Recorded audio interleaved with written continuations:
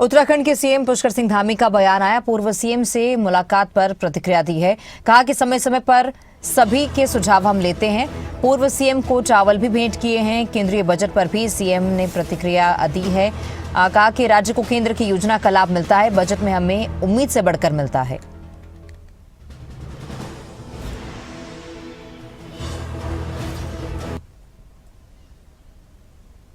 ये सभी हमारे वरिष्ठ जन हैं। राज्य को उन्होंने सेवाएं दी हैं। उनका सबका अपना अपना अनुभव है, अपनी अपनी विशेषताएं हैं। राज्य के लिए बहुत योगदान है। तो समय समय पर सभी से मिलता हूं, सभी से मैं बातचीत करता हूं, सभी का सुझाव लेता हूं। आगे के लिए चूँकि जो काम करने होते हैं उसमें उनका एक लंबा दीर्घकालिक अनुभव, उसका लाभ भी मिलता है। हाँ, धान वाली जो बात है वो चूँकि मैंने उस समय कहा था कि ये खेत मेरा पुश्तैनी खेत है और मेरे कभी दादाजी, फिर पिताजी, माताजी सब लोग उसमें खेती करते थे। मैं भी बचपन से खेती करता रहा हूँ।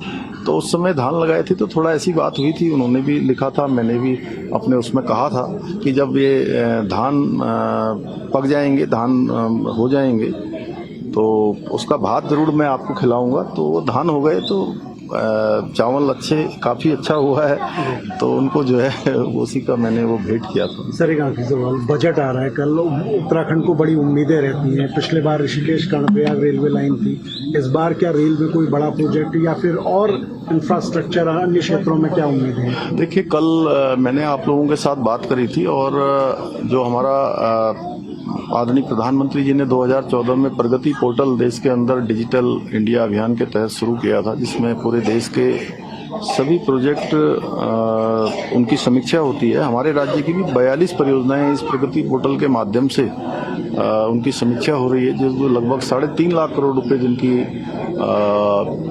धनराशि है। तो इतना सारा हमको पहले से ही मिले हुए हैं। हर राज्य को केंद्र की कोई भी योजना होती है तो उसमें हमको अवश्य रूप से सम्मिलित किया जाता है। प्रधानमंत्री जी और भारत की सरकार हमारा ध्यान रखती है।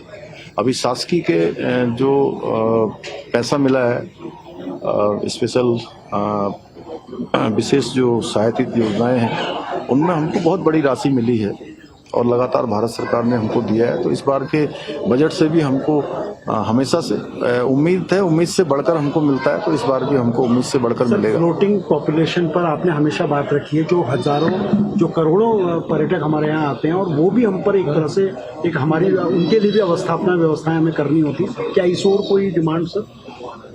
इसके लिए भारत सरकार में समय समय पर हम लोगों ने अपना निवेदन किया है कि राज्य की जो हमारी आबादी है, जनसंख्या है, उस आबादी से लगभग 8-10 गुना ज़्यादा आबादी का हमें फ्लोटिंग पॉपुलेशन का आने वाले लोगों का हर प्रकार से उनका इंतजाम करना होता है, उनके लिए व्यवस्थाएं करनी होती हैं। तो भारत सरकार जो भी हमको ग्रांट दे, भारत सरकार जो भी हमको सहायता करे, उन सब का भी ध्यान में रखे, क्योंकि यहाँ पर 4 धाम यात्रा चलती है, हर साल कांवड़ यात्रा होती है, अभी कुंभ मेला हमारा प्रस्तावित है। इसके अतिरिक्त आदि कैलाश यात्रा है, कैलाश मानसरोवर यात्रा भी हमारे राज्य में होती है। विशेष पर्वों पर और विशेष स्थानों पर हमारे यहाँ वर्ष भर माँ पूर्णागिरी के स्थान पर भी 30-40 लाख लोग प्रत्येक वर्ष आते हैं। अब जागेश्वर धाम में बड़ी संख्या आने लगी है। हेमकुंड साहब जाने वालों की संख्या भी काफ़ी बढ़ गई है।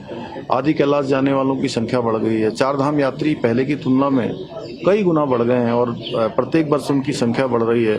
हरिद्वार, ऋषिकेश में हर महीने कोई न कोई पर्व, कोई न कोई ऐसा दिन विशेष आता है कि लोग बड़ी संख्या में आते हैं। इसके अतिरिक्त पर्यटन की दृष्टि से भी एक शीतकालीन यात्रा जो हमने प्रारंभ की है, उसके कारण से भी लोगों का आवागमन काफ़ी बढ़ा है। तो उस दृष्टि से हमारा ध्यान रखा जाना चाहिए।